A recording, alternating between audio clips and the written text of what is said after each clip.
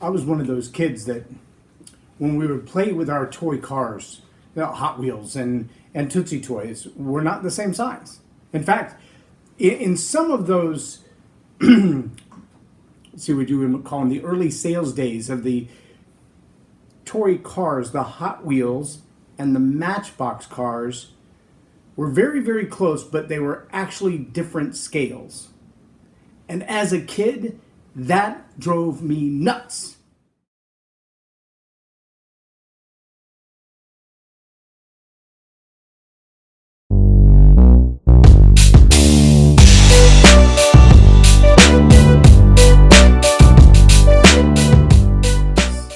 I mean, I'm talking 7 or 8 years old, that made me nuts. I'm J Loren Norris with Leading Leaders Podcast.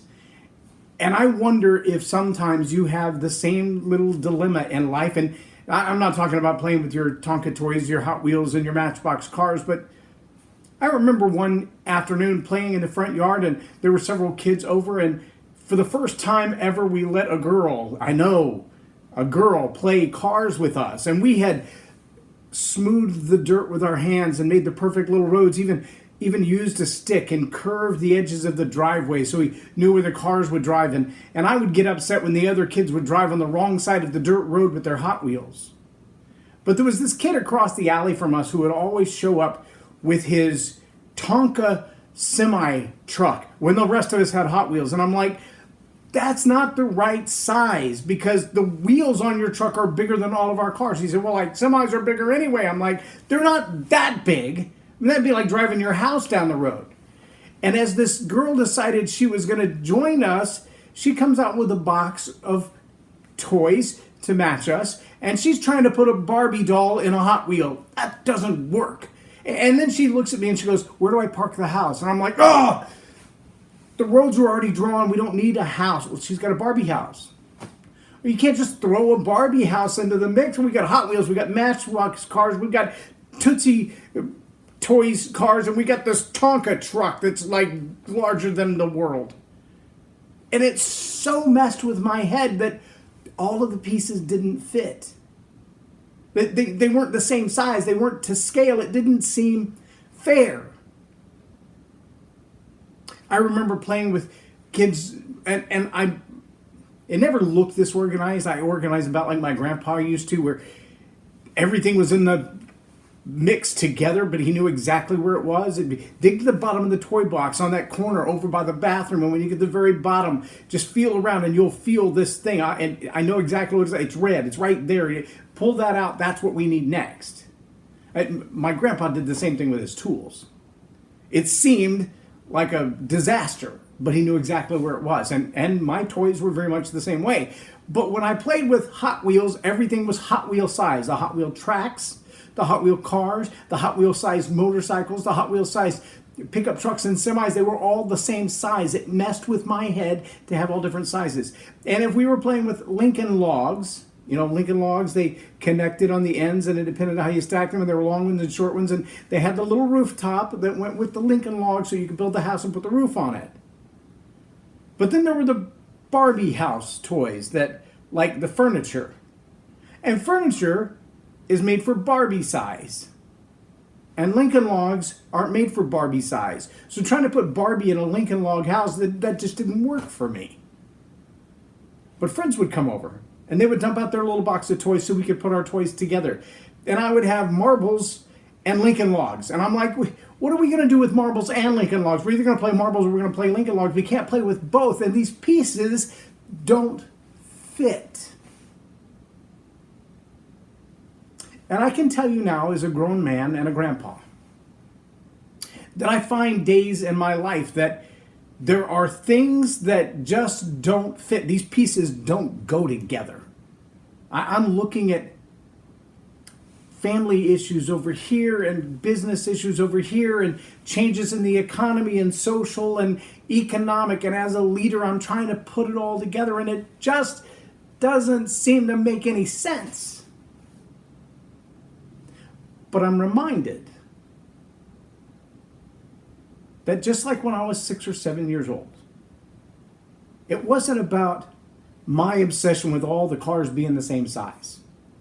It wasn't even about the fact that I already drawn the roads and they were the perfect size for two Hot Wheels to pass each other. And then this big semi truck comes in and he's just like monster truck over all the roads. It wasn't even about that. It wasn't about where do I park the house and why can't Barbie fit in a Hot Wheel. It wasn't about that. It was about the relationship between the people who were gathered with all of their strange pieces and parts to have a community, to have relationship with each other. It was about knocking off the rough edges and becoming smooth enough to work together. It was about learning grace, about giving space, about loving one another even when all of our pieces and parts are different, even when they don't seem to mesh well together.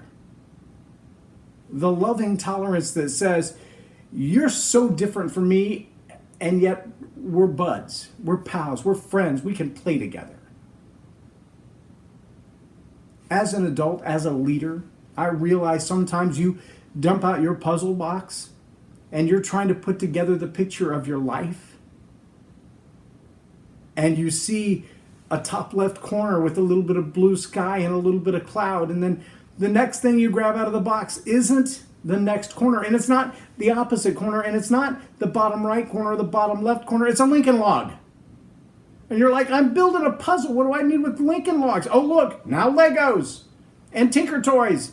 And what am I going to do with all this? No, it's an erector set. But I'm trying to build a puzzle. And the reality of life is all of those pieces and parts from all those different walks of life, all those different kinds of personality styles, all of those integrated elements are required to finish you. And it's all coming together. Various pieces from all over, from different cultures, different societies, different religious thoughts, different political thoughts, different lines of business. It's all coming together. We had a meeting yesterday, and I met people that if I just told you who they hung out with 25 years ago, you'd go, really? Why would they come to see you? And then others who are doing so many enormous things behind the scenes that if I just gave you the list of what they're doing, you'd be like, wow, how do they have time to breathe? But it's all coming together. And they're odd misfits. They're like erector sets and Legos and Tinker Toys and Lincoln Logs all put together.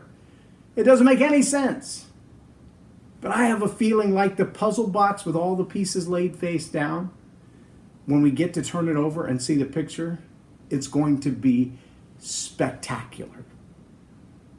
So my challenge and encouragement for you today is to take a little bit of time and zoom out of the picture.